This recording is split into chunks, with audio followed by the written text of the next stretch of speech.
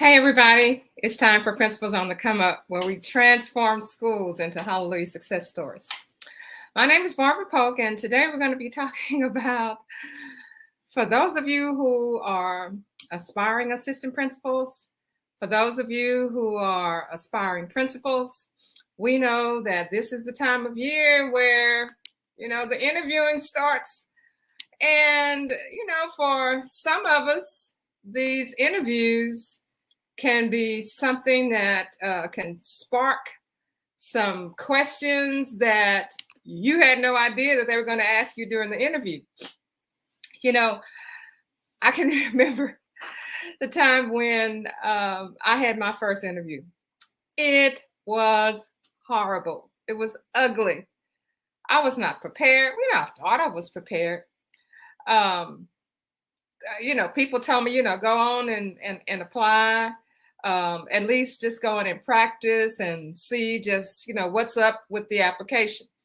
So, of course, I was not hired for the position that I was interviewed for. And I was completely upset. I was upset. And, what I eventually found out is that there are reasons that you don't get hired for the position. I had one of my former teachers who is now an assistant principal to tell me that his dad said something to the effect that if you walk and you fall, it's easy to get up.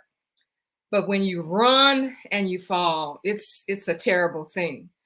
So the point is that, you walk into that position based upon the kinds of experiences that you have. Sometimes when you get into those positions, and you think you're ready and everybody knows you're not ready, when you fall, it's a big deal. So let me tell you, first of all, that some of the reasons why you are not hired for that principal's position. And the first is just obvious. You're not qualified. Your certification is not in line. You may have had some incidents as an assistant principal that people just don't want to overcome because they have other choices. You may have had a poor interview. Now when you get inside that room and you get ready to interview for those positions, you find out that there are some people in there that you didn't know was going to be in there. You thought everybody was going to be friendly and you thought they weren't friendly to you. So you had a bad interview. It's not your turn. I mean, that's a simple reason. It's not your turn. You're just going to have to learn to wait when it is your time. And remember, a lot of these jobs, I mean, it's politics that's involved. It could have been somebody who has been overlooked year after year after year, and they've just decided that we're going to go through the interview process, but this is the person that we really think that we need to move in that position because they have been loyal, they have been patient. And I know you say, well, that's against the law. Well, that's how it operates on the inside. And by having the interview process, having you come in to do the interview, then that just makes it legal. And the other thing, before I tell you about these interview questions, I want you to know about your reactions when you are not hired for the position. And do not go back to your campus with negative comments about the interview process or who they chose for the position. That is not good. It does not make you look good. You get angry and you go and you interview with another school district, with an adjoining school district. Well, guess what? They talk. They know who's interviewing. All they do is pick up a phone and they will ask questions, about you, and you can be as angry as you can, but that's usually what happens. Or you go and you interview with a new organization. Let's say you may interviews with the prison, or you may interview with the social service agency. I remember I was so angry when I didn't get chosen for assistant principal's job, and I found out that there was a job available at the local juvenile facility. And so I went over there. It was real easy to get the interviews. It's like, and the pay was good. And I called in and they scheduled that interview right away. Then when I drove up to that facility, when, I had to be searched, when I walked in, the door locked. When I walked into the next section, the door locked. When I walked in to the area with the interview, it was another slam right behind me. It was like, even though I was in a facility, it was like I had lost my freedom during that time. So while I'm sitting there waiting for the interviews to start, I'm looking out the window and I see youth with white uniforms on, with their hands behind their backs, chained, rows of them, people yelling at them, screaming at them. And I realized, this is not the place for me. This is not the place for me. So if you want to be an assistant principal, there are some questions that you need to be prepared for. So let's get ready and go into those questions. And I'm also going to kind of give you a little information as to how you can answer those questions. So they're going to ask you, tell us about your leadership philosophy and how it aligns with your school's mission and vision. So you're going to tell them that your philosophy is centered around servant leadership. You've learned that in your master classes. You've learned that as you prepared for your leadership certification. And you tell them that, you collaborate, you foster a culture of continuous improvement. And if you don't say those key words, then you're not answering their questions. They want to know what you believe. You believe in empowering people. You believe in supporting your team. You believe in seeing the full potential of people, and that you're deeply committed to aligning the school's efforts with their vision, their mission, and their core values.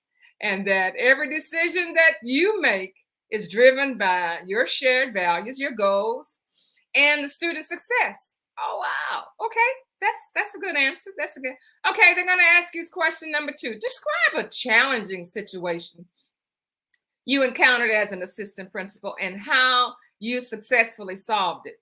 Okay. So, here's your response. As an assistant principal, I encountered several situations where there was significant problems among the teaching staff. There was a morale issue. There was a toxic culture kind of issue. And I addressed those issues by facilitating open communication, clear communication. We did problem solving that focused on the trust and on teamwork. And all of these things help to restore the environment to a working environment in the school. Bam! You've answered question number 2. Let's move on to question number 3. How do you plan to build and maintain positive relationships with the staff, with the students, with the parents, with the community? Okay, so what do you ask? What do you answer? Well, I intend to build these, and of course, you restate the question that they ask you into your answer. So they're asking you how you plan to build and maintain positive relationships. You respond back by saying, building positive relationships is at the heart of effective leadership. They see you've planned. I plan to establish open lines of communication. I plan to listen to my teachers and to my community. I plan to demonstrate empathy and understanding and mutual respect for people who see and hear things differently.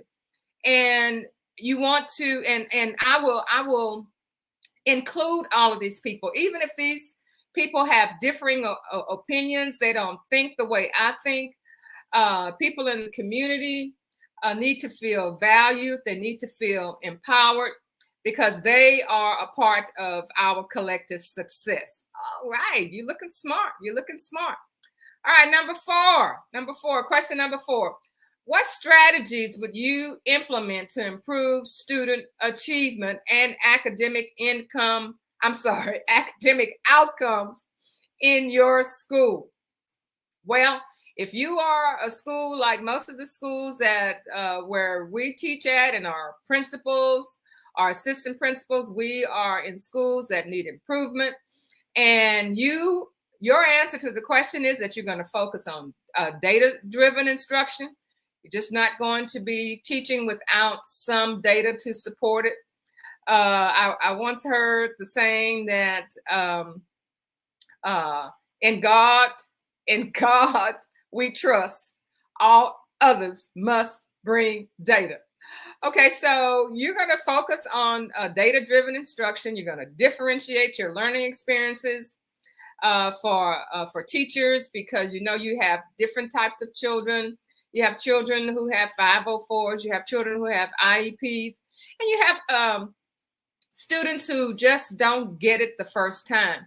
So you want to make sure that the intervention is directed towards them, and that they have a support system. So you're going to analyze the data, you're going to identify the growth, and you're going to implement evidence-based instructional practices so that you can ensure that all these students receive the kind of instruction that they need. Bam! Okay. Question number 5, how do you prioritize and allocate resources to meet the diverse needs of students and staff? Wow, that's a loaded question. So your answer to that question is, I'm going to prioritize my resources. I'm going to prioritize the funds that are allocated to me that I know it's going to require planning. It's going to be some strategic decision making. And we're going to focus on inclusion and on equity. And even if some states say you can't focus on that, you don't have to call it that, but you know what it is. So you're going to leverage your resources effectively. And that way you're going to ensure that all your students and your staff receive the kind of support that they need and the resources they need. Question number 6. Describe your approach to fostering a positive school environment and promoting equity and inclusion. Now, we've talked about fostering a positive climate. We've talked about culture. We know how much how that impacts student success. So your response will be, by fostering a positive school culture, it starts by creating a culture that's safe. We want all our environments to be safe. We want our environment and our culture to be welcoming. We want to include all of our children with 504s, our children with IEPs, our children who are ESL children. We want to include all of those. And that way we are promoting the kind of culture and the cultural competency that you want at that school, so that you can address any systematic barriers that are stopping the promotion of fairness and justice for all members of your school community. That includes the students, that includes the faculty, that includes the members of the community. All right, question number 7. How do you handle conflicts or disagreements among staff members or with parents? Now, your parents, as an assistant principal, do not always agree with you. I have had parents who have met with an assistant principal, and I ask them when they come to me, have you talked to Miss So-and-so, who is the assistant principal? And they say, yes, ma'am. And I do not want to talk to her again. She doesn't know what she's doing. I need to talk to you. You are going to have to handle those conflicts. So whoever the interview team, they want to know, well, how are you going to handle, those disagreements, not only from parents, but, you're going to have some disagreements among your staff. There are going to be some staff members who, don't like the way things are going down. You may have slipped up and you moved quickly and you didn't inform them as to what was going on. So you're going to have conflicts.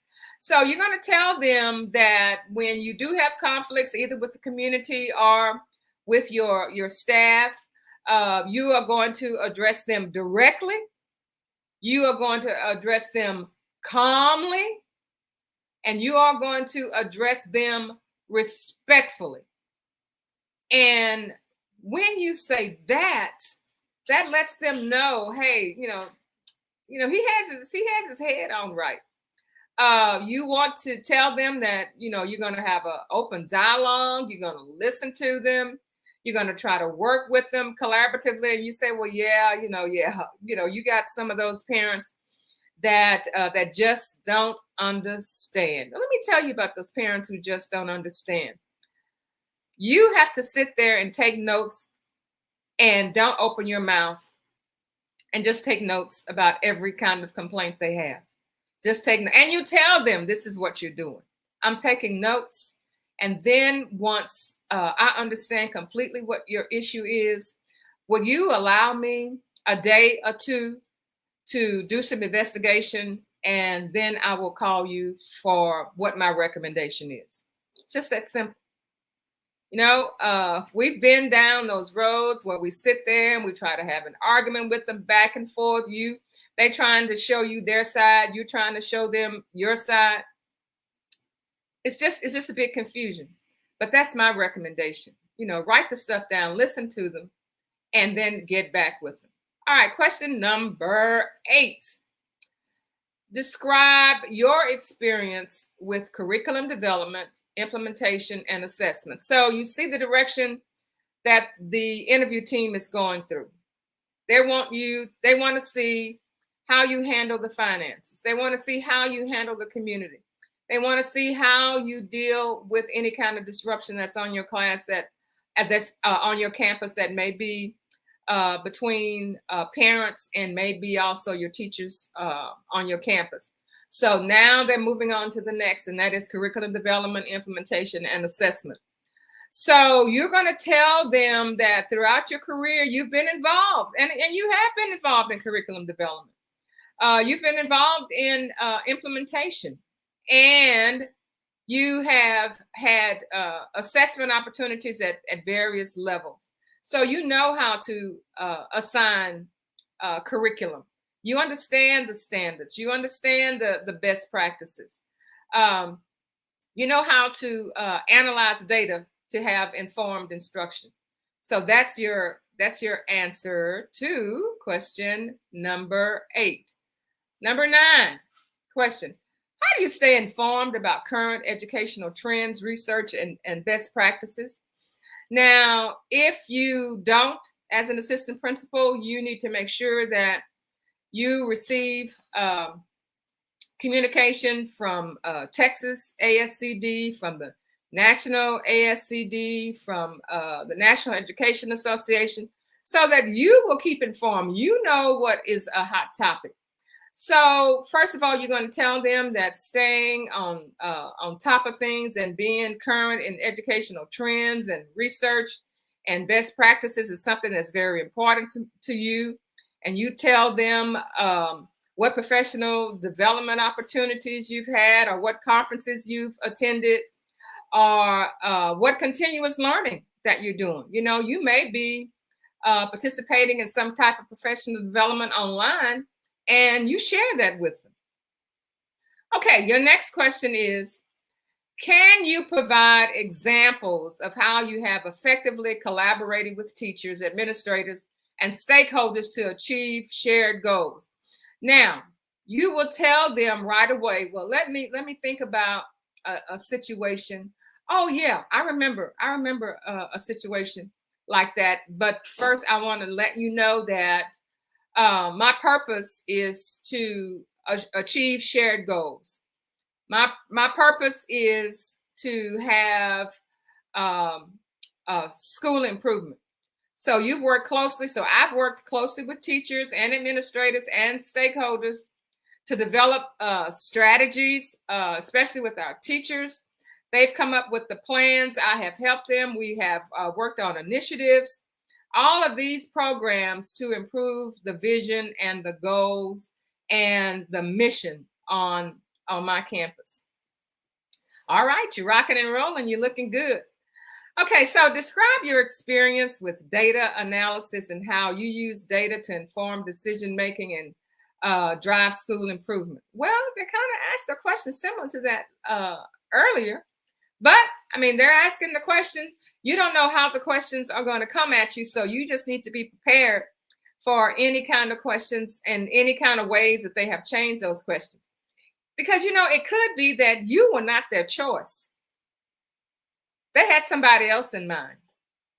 But once they see how you are prepared, how you are using your experience, how you are up to date on resources and changes in education, and you are able to articulate that, then they say, well, maybe, it might be another position that this person, might be interested in because, we like what we hear from him.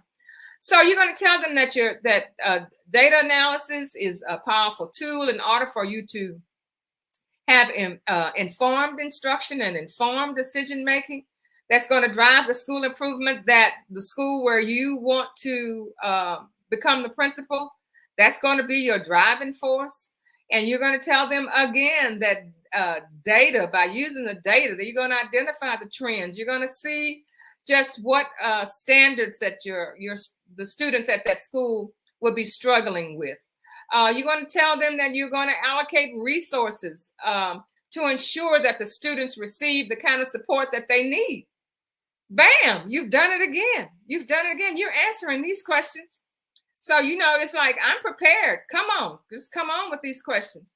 So they're going to want to know, can you share examples of how you have successfully engaged parents and families in the education process?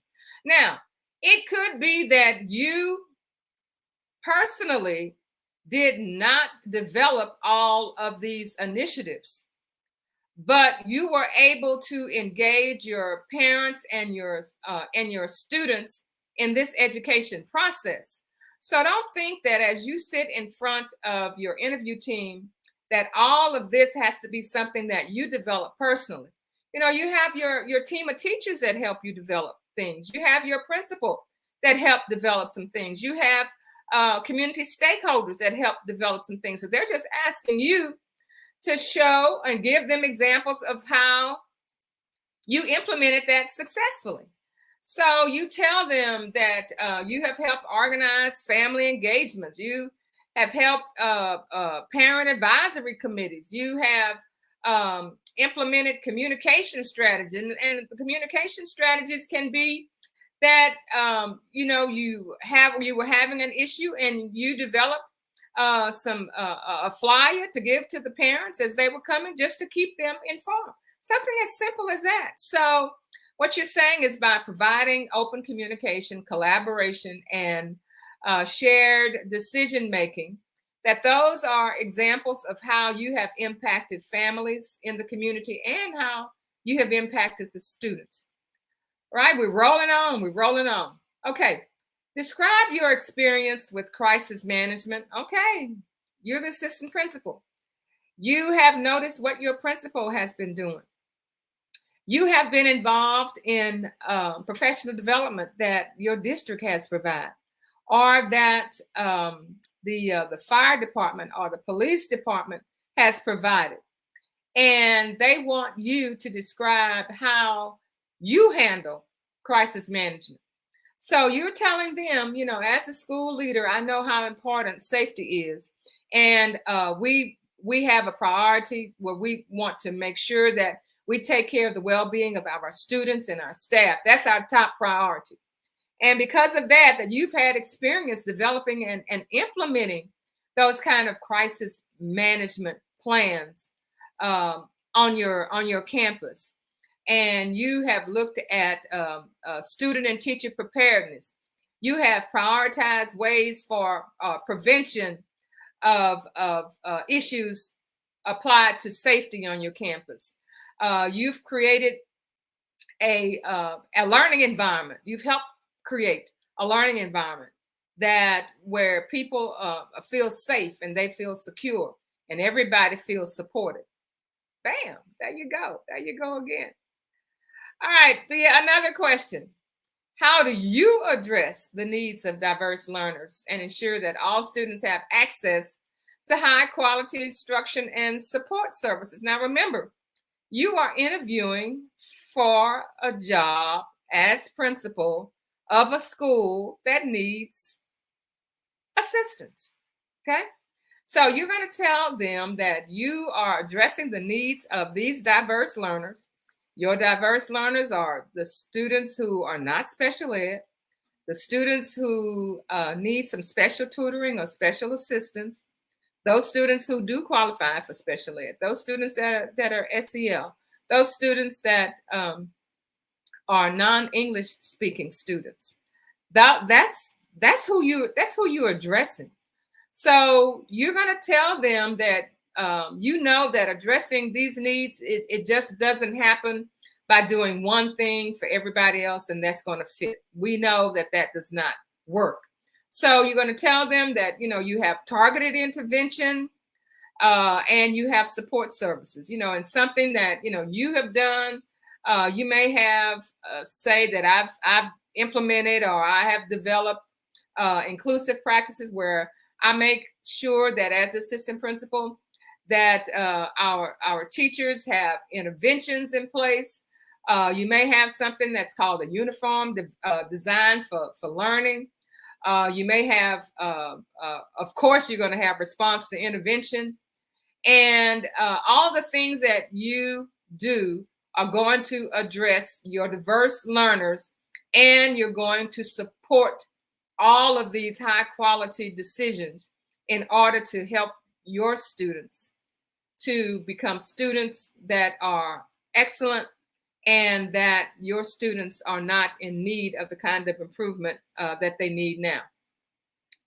All right, I know the questions are getting long, but here we go. I don't want you to walk in there say that you know you can't answer these questions or you stumble on answering these questions, because you know when you walk out of that interview, you're going to go and you're going to sit, you're going to smile, you're going to shake their hand, and you're going to walk out with your nice outfit on, and you're going to go and sit in that car, and then you're going to start thinking about all of the questions that they asked and which ones you felt as though you did a poor job at and the ones you think that you did a good job at.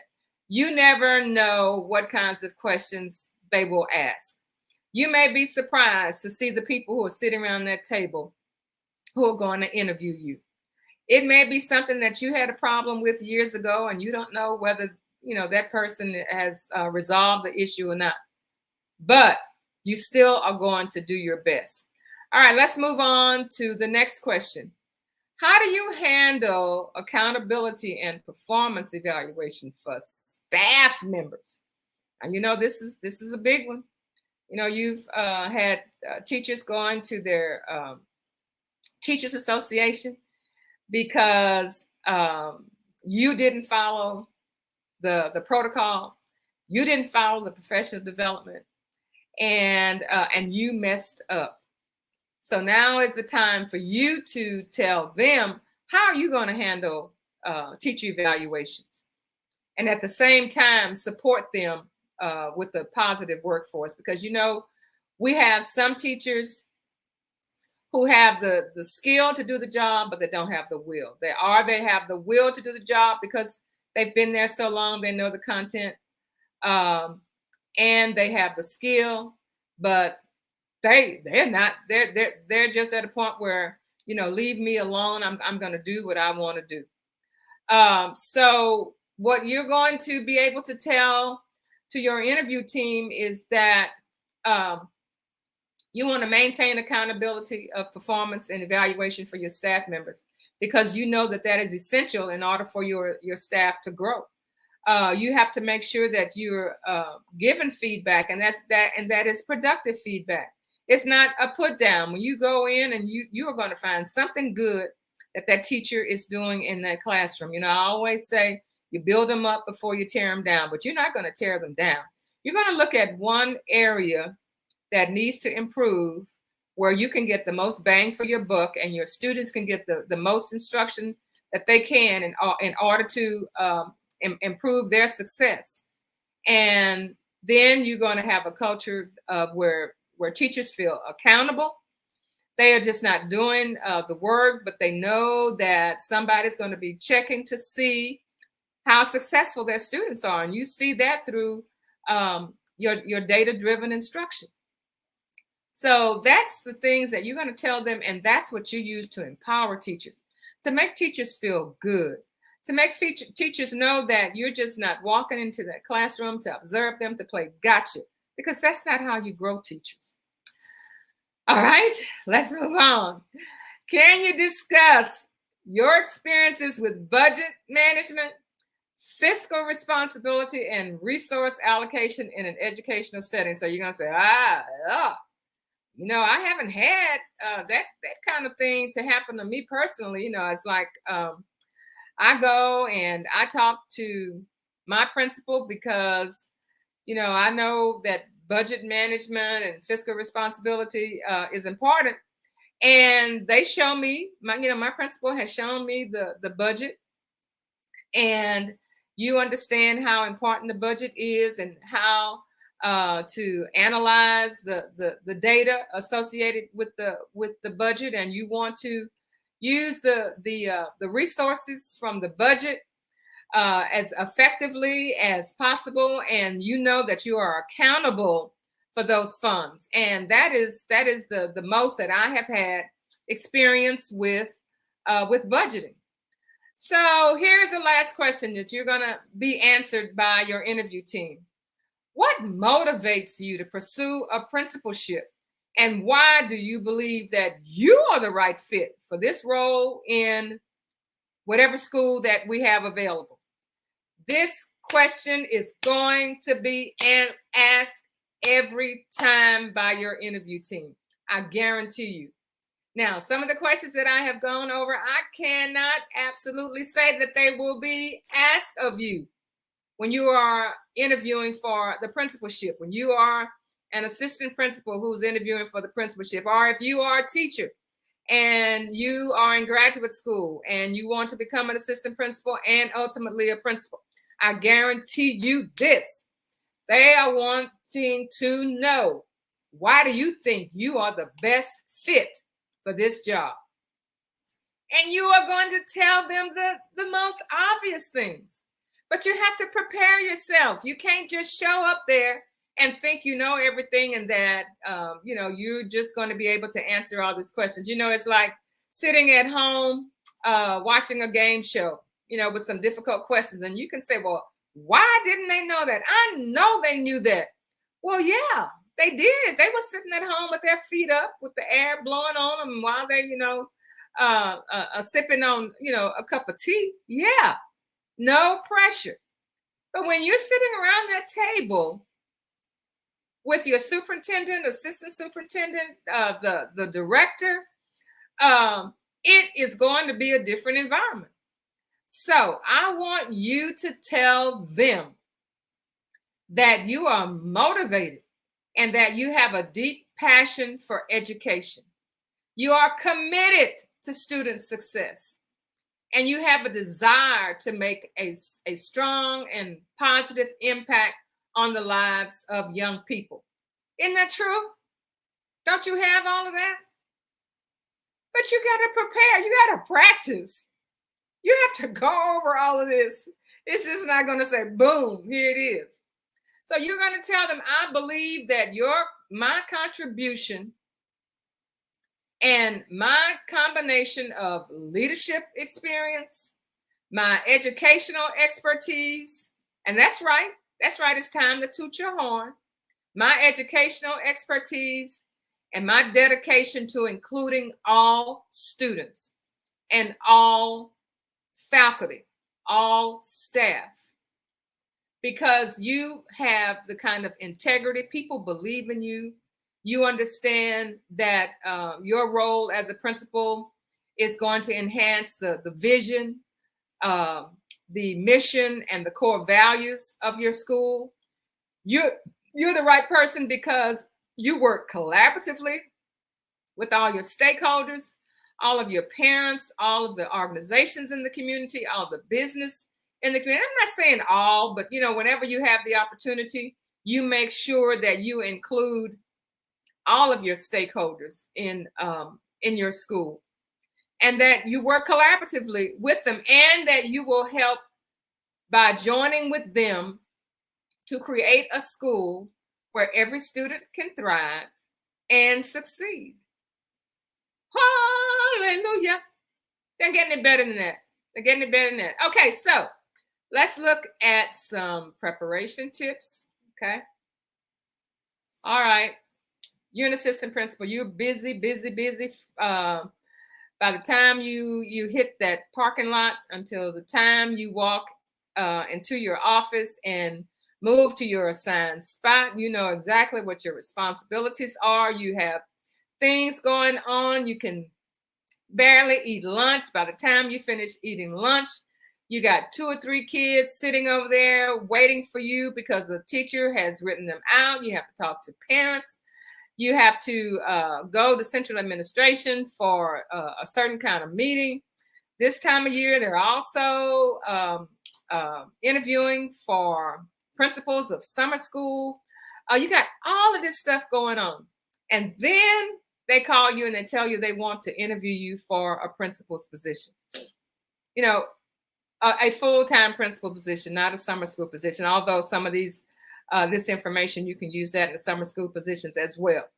Summer school positions are actually essential to building your skill for when you do have the opportunity to become a principal, and also to help you to become a better assistant principal. But okay, your preparation tips. If this is not your school district, research the school district and understand what their initiatives are and what their challenges are. So, you're showing them, I know where I'm interviewing. I know where I want to come. Please look at your resume and make sure that if there's something on there that somebody around that table wants to discuss with you, make sure you understand and you can explain that clearly. And this one right here, practice answering your interview questions with a trusted friend or a colleague. Don't just walk in there. Get some questions together. I've given you some tips. Practice answering. Create some questions yourself. Talk to somebody who has just recently been interviewed and find out the kinds of questions that they ask them. Okay? And then practice how you're going to respond. Dress professionally and arrive early for the interview. Please make eye contact and smile. Maintain a confident and positive demeanor. Sit up straight. And also be calm. Provide specific examples and stories. Tell a story. They love stories. Tell an anecdote, they call them, and then illustrate your answers and demonstrate. And that will show that you are qualified for the job. And I want you, at the end of the interview, this is something else that I guarantee they're going to ask you, and that is, do you have any questions? Of course. You said, well, no. Yes, you do. Yes, you do. But ask thoughtful questions about the school or about the district. And position yourself to show your interest and engagement in whatever initiative they have going on in that district or on that campus. And this is something that most of us don't do. I didn't do it. I should have. I didn't do it. And that's to follow up with a thank you note or something expressing your appreciation for the opportunity to interview with them and just, reiterate your interest in the position. Send them a card. Okay? Send it as an email. It's just going to get caught up with the rest of those emails. Go to your nearest Walgreens or Walmart and get a little thank you card. Find out the person, whoever is over all of the interviewing. Write a little note, do a nice thank you note. Tell them that you're thanking them for considering you, and you want to reiterate your interest in that position. Okay. When they open that mail is going to end up on their desk, and they are going to be reminded of you. Make sure that it's something with some yellow flowers or some red flowers or some blue flowers. Okay. So that they will remember that.